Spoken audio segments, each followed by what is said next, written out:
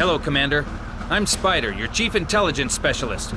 Consider me your eyes and ears in the field.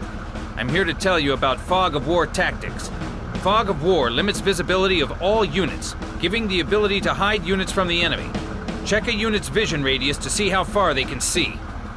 In June 2006, Sony Online Entertainment would release what I thought to be a direct clone of Advanced Wars with Field Commander.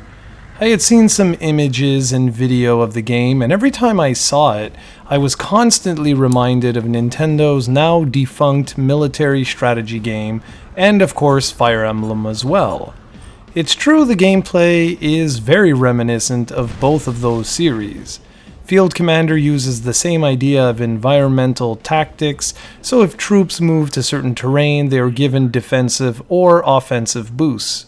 There are a wide assortment of unit types and vehicles, including a variety of trucks, rocket launchers, and mobile anti-air cannons.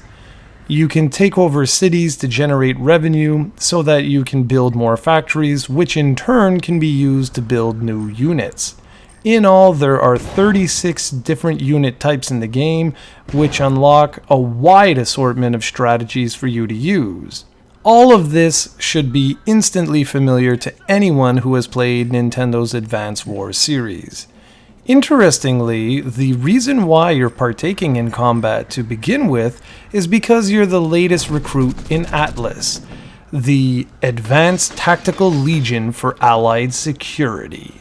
Your mission is to protect the world from terrorists and other evils that would plan to do harm to the planet. The story is set in a very realistic world to our own, and that's rather unique for this genre on portable systems.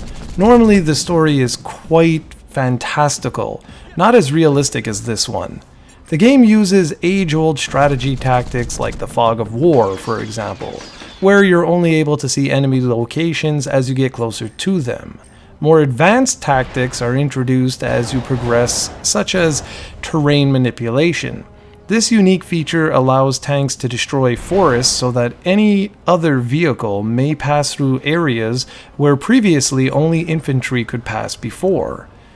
This allows you to strategically pave a path directly to your enemy's headquarters, although you'll have one heck of a struggle to actually take the base, as your opposition will do everything in their power to stop you. While maps might be a tad small, they're extremely diverse, with multiple terrain types including grass, snow, water, etc.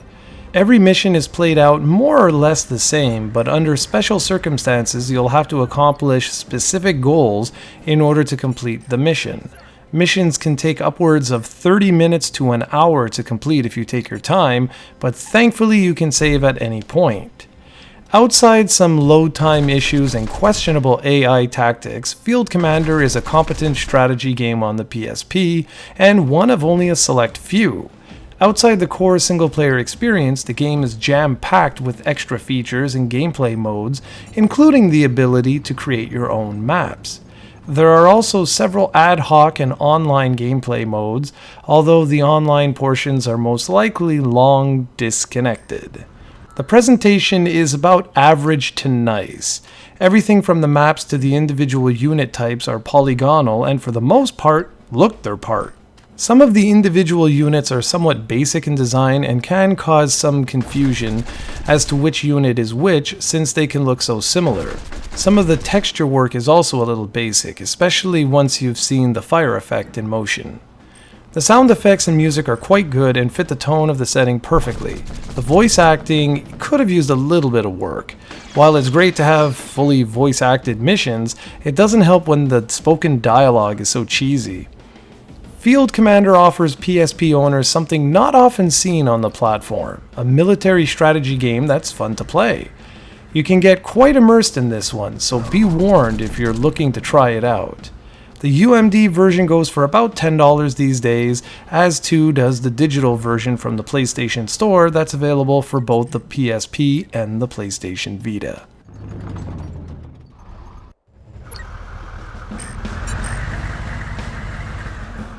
Yes, sir!